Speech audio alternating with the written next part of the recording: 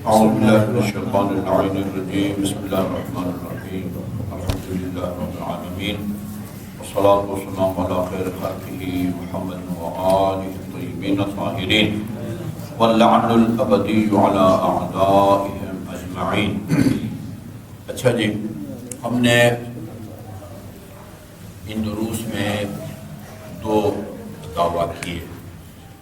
پہلا دعویٰ جس کو سارے مسلمان تسلیم کرتے ہیں وہ یہ ہے کہ روز قیامت علی کے شیعہ کامیاب ہوں گے، اس لیے کہ اس روایت کو شیعہ سنی سب نے نقل کیا ہے، یا علی انت و شیعتک هم الفائزون، روز قیامت تو اور تیرے شیعہ کامیاب ہوں گے۔ روز قیامت کامیابی کا مطلب کیا ہے؟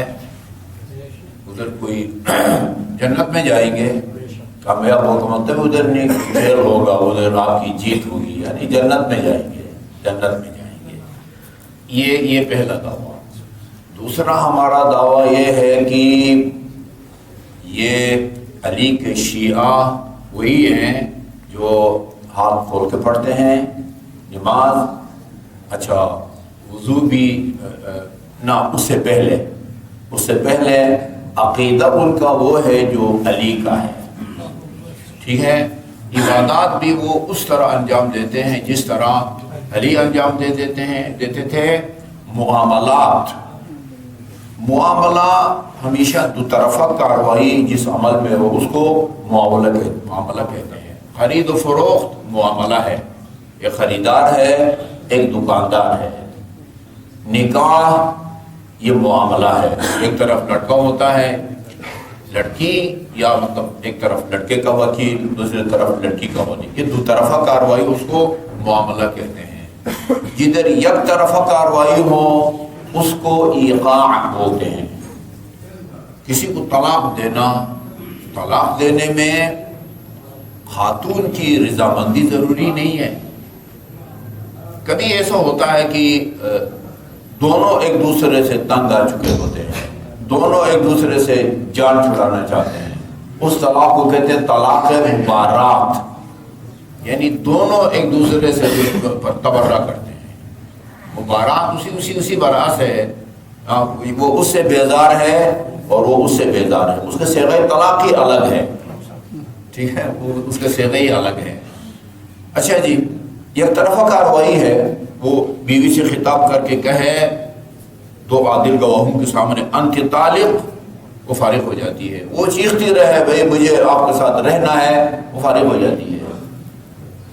ایک آدمی اپنی کنیز یا غلام کو آزاد کرتا ہے، غلام ہے تو اسے کہتا انت حر لوجہ اللہ، میں نے تمہیں راہ خدا میں آزاد کر دیا۔ یا مثلا کنیز ہے تو اس کو کہہ دیا انت حرۃ لوجہ اللہ، وہ آزاد ہو جاتی ہے۔ وہ آگے سے منتیں کرتے ہیں، نہیں میں نے آپ کی غلامی میں رہنا ہے، میں نے آپ کی کنیزی میں رہنا ہے، نہیں جیسے ہی یہ کہے گا انت حر یا انت حرۃ، وہ غلام یا کنیز آزاد ہو جاتی ہے۔ یہ یعنی عقیدہ بھی وہی ہو جو علی کا تھا، عبادات بھی اس طرح بجا لاتا ہو جس طرح حضرت علی انجام دیتے تھے، معاملات بھی اس طرح انجام دے جس طرح حضرت علی انجام دیتے تھے۔ یہ بھی ہم بعد میں بیان کریں گے نا کہ علی کس طرح وضو کرتے تھے، علی کس طرح نماز پڑھتے تھے، علی کس طرح نکاح پڑھتے تھے، علی کس طرح حج کرتے تھے، ہاں وہ بعد میں بیان کریں گے۔ ابھی بات ہو رہی ہے علی کے عقیدے کی، علی کے عقیدے کی، ٹھیک ہے جی۔ یعنی خدا کے بارے میں ہمارا تصور وہ ہونا چاہیے جو علی کا تھا اور اولاد علی کا تھا۔ علی کے خدا کے تصور توحید اور اولاد علی کے تصور توحید میں رائے برابر فرق جو ہے وہ ممکن نہیں ہے۔ جو عقیدہ علی کا ہے وہ ہمارا ہونا چاہیے، خدا کے بارے میں تصور۔ یہ ہمارے مدارس میں ایک کتاب پڑھائی جاتی ہے عقائدی امامیہ، اس کے لکھنے والے شیخ محمد رضا مظفر ہیں۔ مولانا صفدر حسین مرحوم نے اس کا ترجمہ کیا تھا، اس کی عربی میں شرح بھی لکھی گئی ہے۔ بعض مدارس میں اس کی عربی شرح کو بھی پڑھاتے ہیں، بعض صرف متن پڑھاتے ہیں۔ اس کے اندر اللہ تعالیٰ کی معرفت کے بارے میں انہوں نے امام محمد باقر علیہ السلام کا ایک فرمان کو انہوں نے اپنے متن میں شامل کیا ہے، مرحوم محمد رضا مظفر نے۔ اس میں امام علیہ السلام فرماتے ہیں، بہت غور سے سنیے گا، بہت دور دور تک الحمدللہ یہ جاتی ہے، وہ یہ آنسو گیس اور یہ کنٹینر جو ہے یہ اس گراف میں بڑے کور نہیں بنتی ہے، ٹھیک ہے نا۔ کلما توہمتموہ بأدق معانی ہے فہو مخلوق لکم مردود الیکم، یعنی امام یہ کہنا چاہتے ہیں جو ہے نا، جو خدا ہے نا، خدا وہ مافوق تصور ہے، تم خدا کا تصور نہیں کر سکتے۔ اچھا خدا کا تصور نہیں کر سکتے، اچھا ہم نہج البلاغہ میں امیر المومنین کے خطبوں کو پڑھتے ہیں، صفات ثبوتیہ کو پڑھتے ہیں سنتے ہیں، سلبیہ کو پڑھتے ہیں سنتے ہیں، ان کو سن کے ایک تصور تو خدا کا آتا ہے بھائی۔ میرے ایک محبوزات تھے، کراچی میں رہتے تھے، وہ مزاج کے کافی سخت تھے، دین کے بارے میں کافی سخت ہے۔ وہ ایک شادی حال میں گئے نکاح کے لیے، اچھا جی وہ لڑکا لڑکے کو مسلمان ہونا چاہیے نا، مسلمان ہونا چاہیے۔ اچھا انہوں نے کہا کہ اچھا تو مسلمان ہو، کہا مسلمان ہے۔ اچھا خدا ہے، کہا ہے، کیا دلیل ہے؟ وہ بیچارے دلیل پیش نہیں کر سکے اور وہ شادی ہاتھ سے واک آؤٹ کر کے نکل گئے۔ خدا کتنے لوگوں کو پتا ہے خدا ہے، یعنی تھوڑا بہت تصور ہونا چاہیے نا انسان کو۔ رسول خدا نے فرمایا علیکم بدین العجائز، علیکم بدین العجائز، عجوزہ بڑھیا کو کہتے ہیں، تمہارا دین ایسا ہونا چاہیے جیسا اس بڑھیا کا تھا۔ خدا کے بارے میں تمہارا تصور ایسا ہونا چاہیے جیسا اس بڑھیا کا تھا۔ اچھا اس فرمان کی شان نزول کیا ہے؟ وہ کہتے ہیں کہ ایک عالم دین نا، وہ کتاب لکھ رہے تھے، ان کی والدہ نے پوچھا کہ بیٹے یہ کس موضوع پر لکھ رہے ہو؟ تاریخ ہے، فقہ ہے، عقائد ہے، اخلاقیات ہیں؟ کہا اس میں خدا کو ثابت کرو، اس کتاب میں یہ ثابت کروں گا کہ خدا ہے۔ وہ اس وقت اون کاٹ رہی تھی، اونٹ نہیں، اون دھاگا بنا رہی تھی، عربی میں غزل کہتے ہیں اس کو نا، رے زے لام غزل کاٹ رہی تھی۔ یہ مشینیں تو نہیں ہوتی تھی جس میں دھاگا بنتا ہے، ہاتھ کا چرخا تھا۔ اس نے کہا بیٹے یہ بھی کوئی ایسا مسئلہ ہے جس کے لیے دلیل چاہیے ہو؟ یہ میرا چھوٹا سا دیسی چرخا ہے، یہ اس کو کیا کہتے ہیں، گراڑی، گراری یا گڑاڑی، گراری۔ یہ گراری جب تک چلاتی ہوں یہ میری مشین چرخا چلتا ہے، جیسے میں ہاتھ اٹھا لیتی ہوں تو یہ رک جاتا ہے۔ وہ اتنی بڑی کائنات جو ہے کون پاگل ہے جو اس کے بارے میں کہے کہ خود بخود چل رہی ہے؟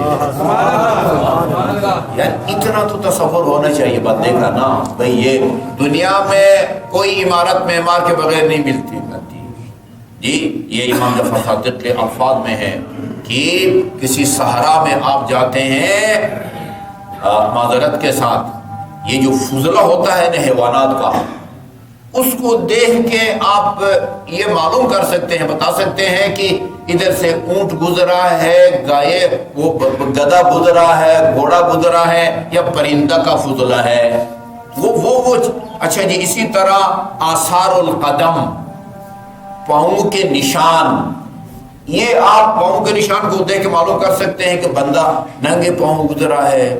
جوتا پہن کے اصول کے پھول ہوتے ہیں نا، وہ ان سے بندہ پتہ چلتا ہے۔ کہتے ہیں الہیکل العلوی، امام علیہ السلام کے یہ ہیکل علوی یہ کسی قادر مطلق اور زندہ ذات کی تدبیر کو ظاہر نہیں کرتی۔ ہاں یہ اتنی بڑی کائنات، تھوڑا بہت بندے کا تصور ہونا چاہیے، ٹھیک ہے جی۔ اچھا ایک تصور تو ہونا چاہیے، الحمدللہ ہم سب کا ایک اللہ کا تصور ہے، لیکن فرماتے ہیں کہ تم جتنے بھی گہرائی میں جا کے اللہ کا تصور کرو وہ تمہاری ذہن کی تخلیق ہے، خدا اس سے بالا تر ہے۔ یہ نہ سمجھو خدا وہ ہے جس کا میں نے تصور کر رکھا ہے، نہیں، تم خدا جو ہے وہ مفوق کا تصور ہے۔ اچھا میں ایک بات کرنے لگا ہوں، یہ کوئی غلو نہیں ہے، نہ ہم خدا کو کسی سے تشبیہ دینے لگے ہیں، لیس کمثلہ شیء۔ جی اب آپ کہیں کہ میں بھی موجود ہوں، خدا بھی موجود ہے، اور وہ کفر کا فتویٰ لگ جائے کہ تم مشرک ہو گئے، تم نے جس طرح خدا موجود ہے اسی طرح اپنے آپ کو بھی تم نے موجود مان لیا ہے۔ کیا میں موجود نہیں ہوں؟ آپ سب موجود ہے نا، خدا بھی موجود ہے۔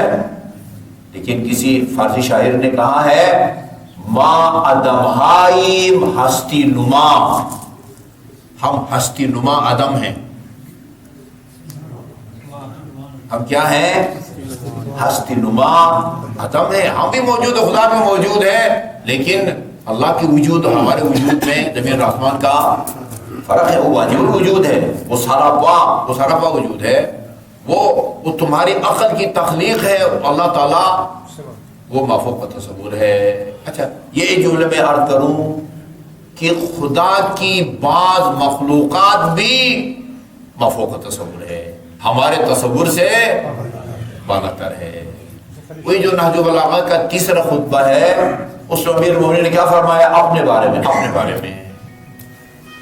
اچھا یہ جملہ عرض کروں، ہاں غور سے سنیں گے، واقعا کیا کہتے ہیں دیوار پر جو ہے نا وہ چاکنگ کے ذریعے اس کو عام کرنے کی ضرورت ہے۔ ہم محدود کو نہیں سمجھ سکتے، چیز آئی کہ ہم لامحدود کو سمجھیں۔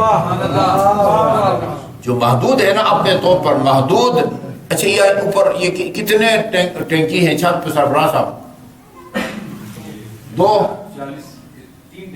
تین ٹینکی ہے یار۔ ایک ٹینکی کے اندر پانی کے کتنے قطرے ہیں؟ گن سکتے ہیں آپ اس کے قطروں کو؟ چاروں ٹینکوں کا۔ اچھا جی وہ کراچی میں جو سمندر ہے اس کا کیا نام ہے؟ اس کے قطروں کو سمجھ سکتے ہیں؟ نہیں، لیکن وہ محدود ہے یا نہیں ہے؟ محدود ہے، لیکن محدود ہونے کے باوجود ہم اس کا احاطہ نہیں کر سکتے۔ علی محدود ہے، یہ مانے کہ علی محدود ہے یا نہیں ہے؟ اللہ کی طرح علی کی کوئی ابتدا نہیں ہے، اور رسول کی یا ابتدا ہے نا، اول ما خلق اللہ نوری۔ یہ دیکھیں آن حضرت کے نور کو پیدا کرنے سے پہلے آن حضرت کا نور نہیں تھا نا، کان اللہ ولم یکن شیء۔ علی فرماتے ہیں خدا کی ذات تھی اور کچھ بھی نہیں تھا، پھر اللہ نے چاہا کہ نہیں بھائی یہ ایک تنہائی میں گزارا نہیں ہوتا، ٹھیک ہے نا، اپنا تعارف کرانا چاہیے، فخلقتک یا محمد، مجھے پیدا کیا۔ اور رسول خدا نے فرمایا انا علی من نور واحد، ٹھیک ہے۔ اس نور کو پیدا کرنے سے پہلے آن حضرت کا نور نہیں تھا، خدا نے جب پیدا کیا وہ بابرکت نور اس کائنات میں آیا، ٹھیک ہے۔ آن حضرت کی انتہا بھی ہے، 28 سفر کو اس دنیا سے آپ کا وصال ہوا ہے نا۔ ابھی آن حضرت ظاہری طور پر یہاں، روحانی طور پر ہمارے مرحومین کی روحیں بھی موجود ہیں۔ ہر بدن شب جمعہ کو ہماری مرحومین کی روحیں ہمارے گھروں کے اوپر آسمان دنیا پہ آ کے منتیں کرتی ہے، ترلے کرتی ہے، او خدا کے واسطے جو مال ہم نے بڑی محنتوں سے کما کے تمہارے حوالہ کیا تھا، اب اس کا ہم حساب کتاب دے رہے ہیں، اس میں سے بطور صدقہ ایک کھجور کا دانہ، ایک چپاتی ہمارے لیے بھیجوا دو۔ یہ روایات ہیں، ٹھیک ہے۔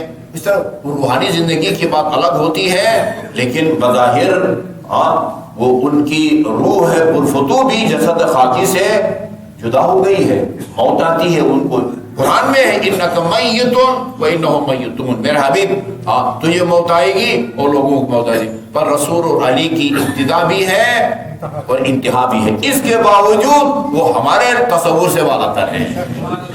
اور جو بذات خود لامحدود ہے، اللہ لامحدود ہے، لم یزل ولا یزال، نہ اس کی کوئی ابتدا ہے نہ کوئی انتہا ہے، اس کا ہم کس طرح تصور کر سکتے ہیں؟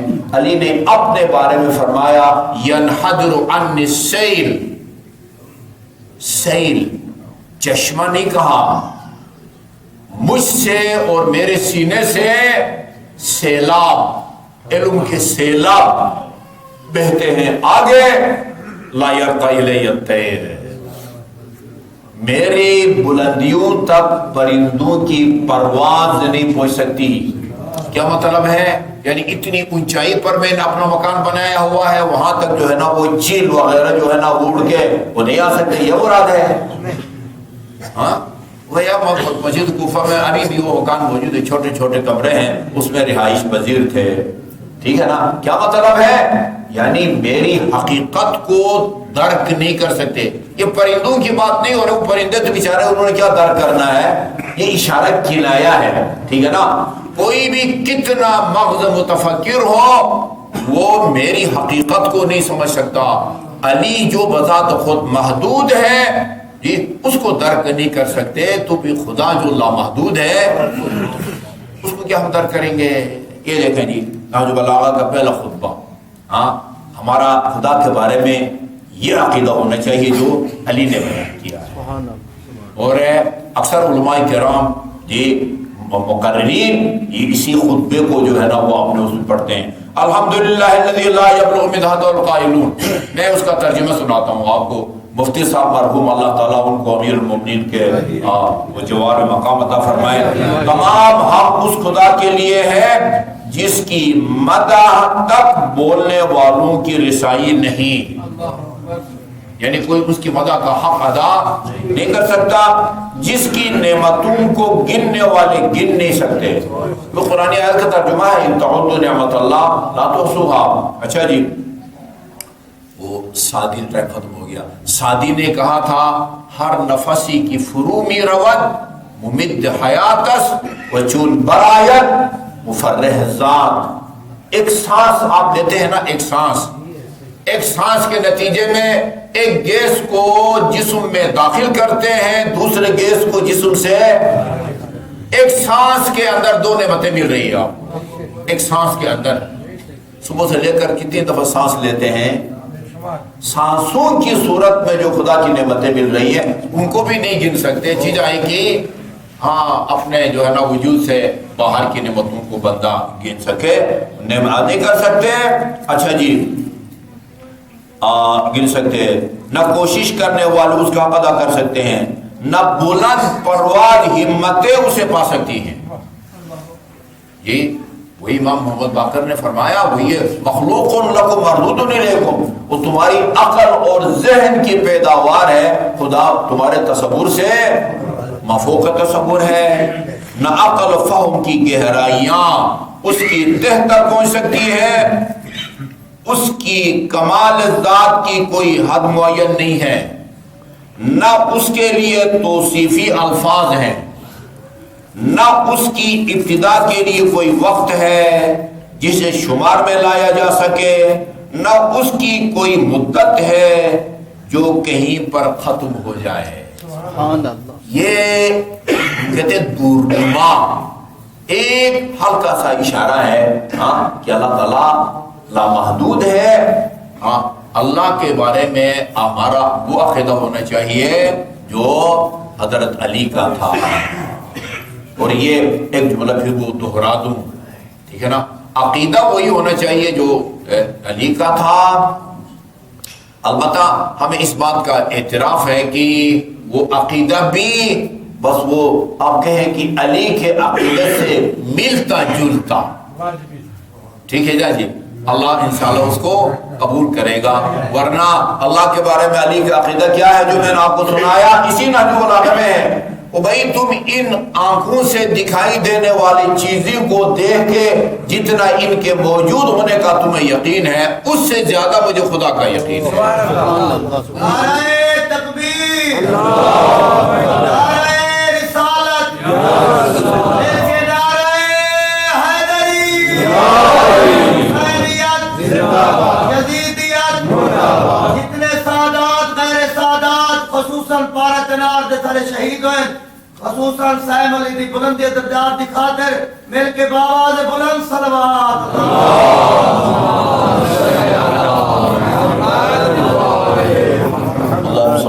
अल्लाह